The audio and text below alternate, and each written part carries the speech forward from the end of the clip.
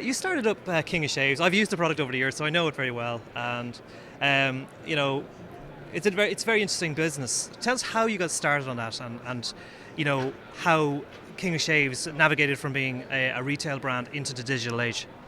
Yeah, for sure. So I founded King of Shaves following redundancy in 1993. I turned 50 this year. I was 28 then. Um, Bought shave.com in 1995. Nobody knew what the internet was or might become for £18 or 22 euros. So that was a good buy.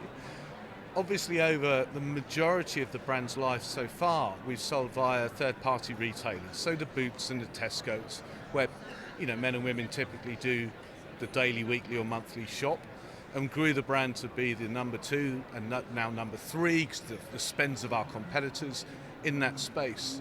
But in 2007, 8, 9, we started to see social media take off, connecting people to people. And then quite famously in 2012, a company called Dollar Shave Club launched in the US, where they did a very funny video and offered to send your razor blades through the post at $1 a month. Raised a lot of money, $73 million, and looks quite loss-leading to me. But we very quickly pivoted into that space off our website, shave.com. It naturally traffic's really high, the SEO's great on it, and we serve between 5,000 to 10,000 people a month where they literally order online and can have the King of Shaves products delivered, whether it's the oil, our Hyperglide razor, every month, and you're in control of the ordering process. So after 22 years, you've gone out of King of Shaves to focus more on entrepreneurial things, and a lot of your time is spent with all kinds of entrepreneurs, not just digital entrepreneurs. But what are the kind of things that you're imparting to people, and what are the things about the digital age that are kind of seen as opportunities by you for all kinds of businesses? Yeah, for sure. So I stepped down as CEO of King of Shaves in October 2014.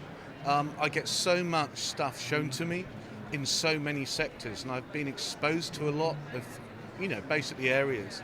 And also it's quite rare, I think, that somebody like me who's been in the space for such a long time, I see there's so many opportunities to inject what I call E-suite expertise into C-suite management. By C, I mean CEO, CFO, commercial, etc., etc. And that's from startups through to the FTSEs and the big listed companies who are being really threatened by what's going on in the world of digital. So any individual organisation, company, brand, person out there, it's never been easier to found a business. It really hasn't. And what I'm doing now with the Entrepreneur in Residence company is basically working with a variety of people at a variety of levels, not as a management consultant or a change consultant or an innovation consultant, but more as somebody who's seen what money should or shouldn't be spent on, seen what can and can't be done, see what scalability and scaling opportunities exist for people, brands, companies, services, and try and fast track them rather than spending a ton of time and money and effort on all the things that you shouldn't spend money on. And in terms of the things, I mean, you spend a lot of time hanging around Shoreditch, meeting all the digital guys. There's a tendency at the moment to think startups it's almost like a lifestyle choice. What is your feeling on that? Yeah, so with regard to any business, and I think, you can now have a career as an entrepreneur. And if you view, let's say, running a business as a lifestyle choice, that's kind of cool.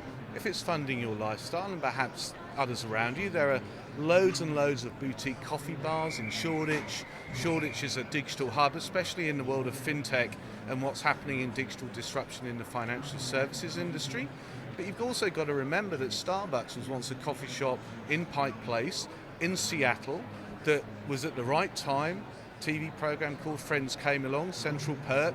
Coffee drinking was then acceptable. Wi-Fi came along, the internet came along, and you now look at the size of Starbucks, which is essentially a coffee shop at scale, and you never know, your lifestyle business, if it's got a fantastic product quality and belief, could be that type of business.